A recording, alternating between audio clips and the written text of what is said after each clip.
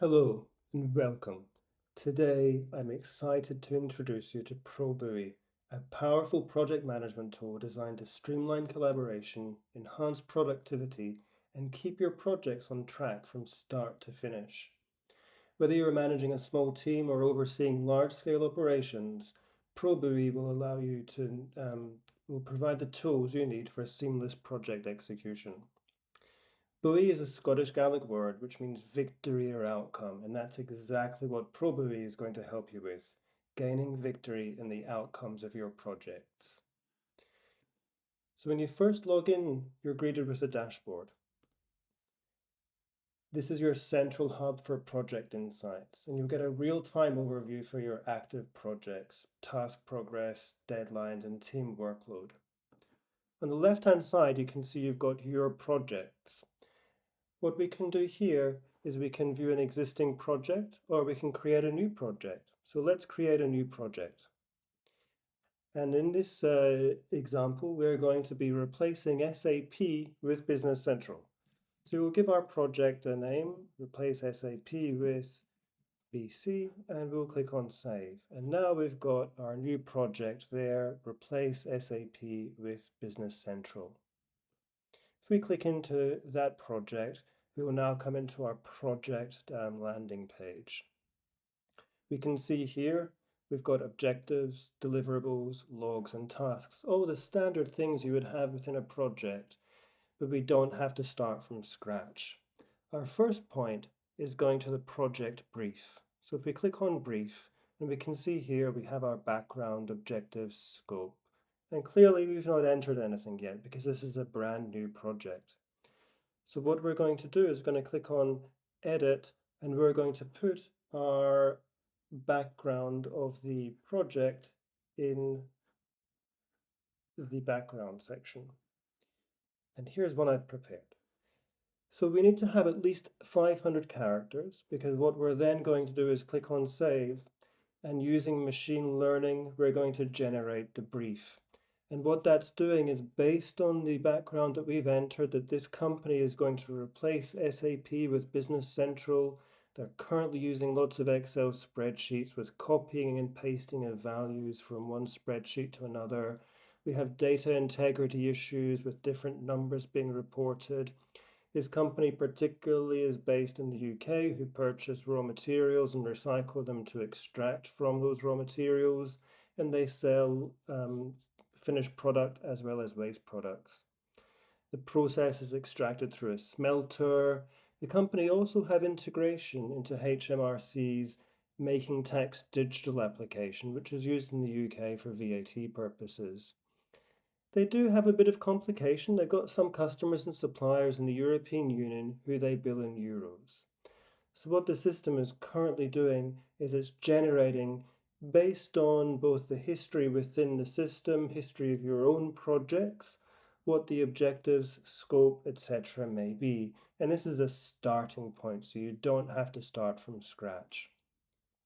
So we can see here the objectives have been populated.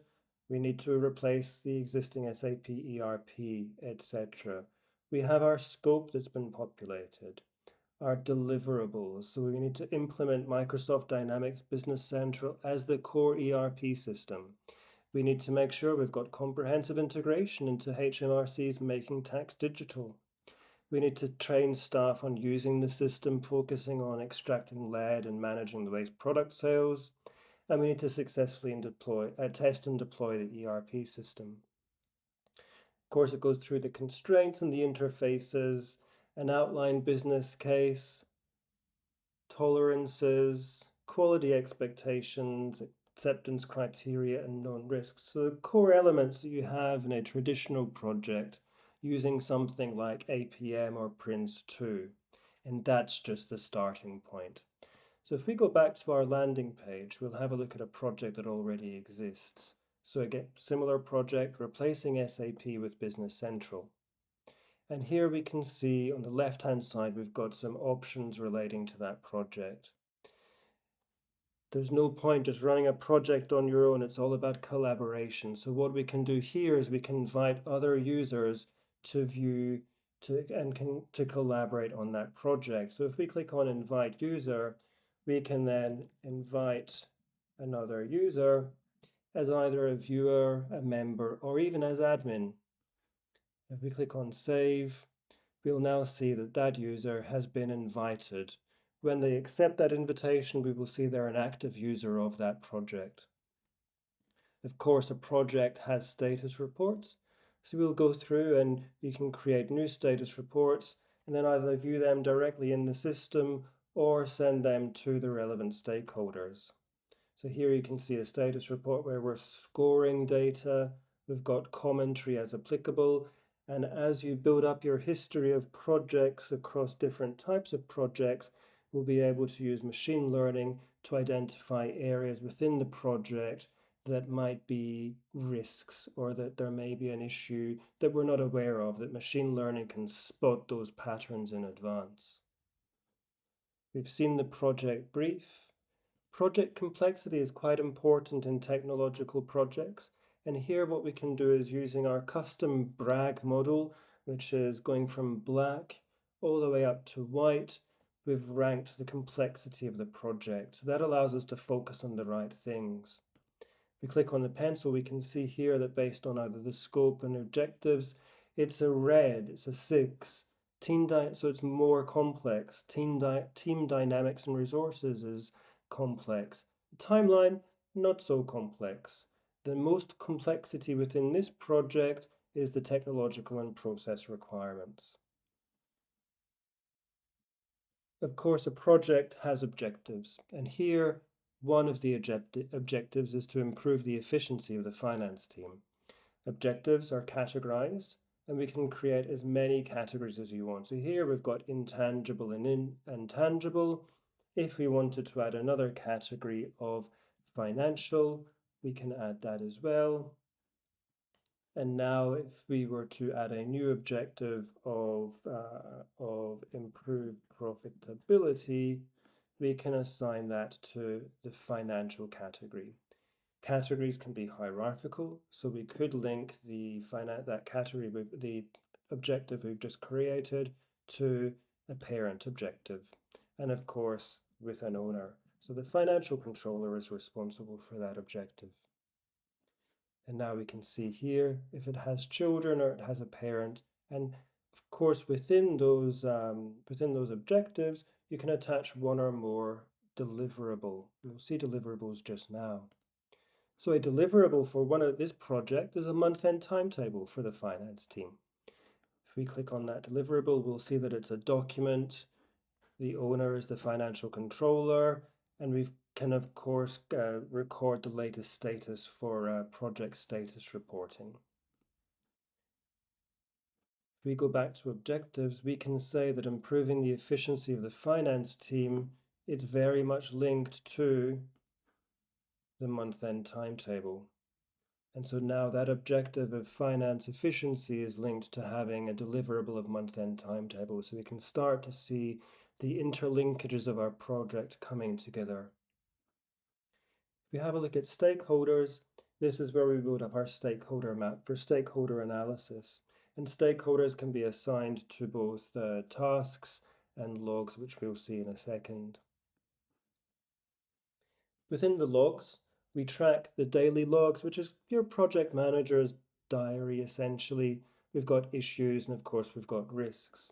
So if we have a look at our daily logs, we can see that we need to follow up on the scope change that the finance director has discussed, and that's not due until tomorrow. We could add another log there and of course select the relevant stakeholder. So if it is linked to the finance director, we can save that there. Issues cover more than just what we traditionally call issues. So we can also record in here the different types. Is it a request for change, of specification, etc. And likewise, an issue can be linked to a deliverable. Here what we can also have is the author of the issue, so that we can allow for tracking and then notification to users and to the author and the owner when things are running late. And of course, for machine learning purposes and statistics reporting, we can track against those issues the priority, the impact, the probability, and the proximity. The third category of logs that we've got is the risk log. And here, this is your traditional risk log. So we come through here, we categorize the risk between the standard categories, the author. Again, we can record the email address so that the author can be notified if there's any changes. And more quite important is the impact, probability, and proximity of that.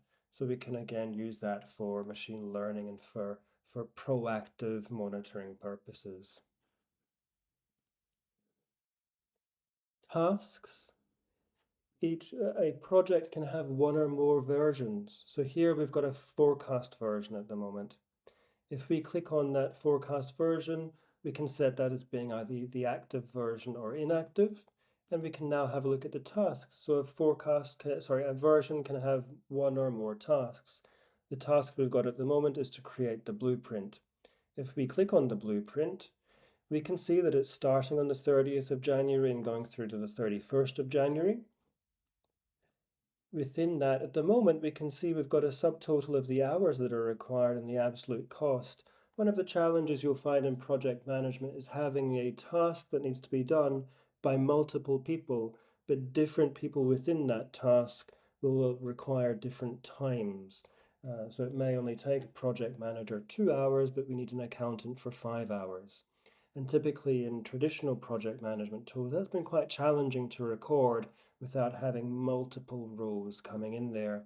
So what we've done in this system is we can click on our resources and we can see that against that particular task of blueprint, we need a conference room and it's going to cost $300. We need an accountant for 5 hours and a process engineer for 8 hours. And of course we can go in and change that and say, actually the process engineer we need for 12 hours. That will now update the total amount of hours.